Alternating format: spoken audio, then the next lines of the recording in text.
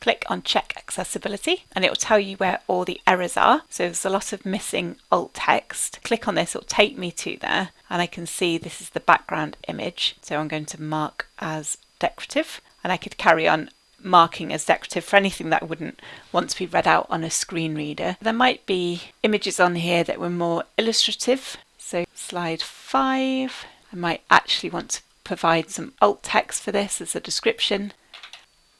We can also fix missing slide titles, again important for screen readers. So if I click on slide 5, I can highlight the title and click Set as Slide Title.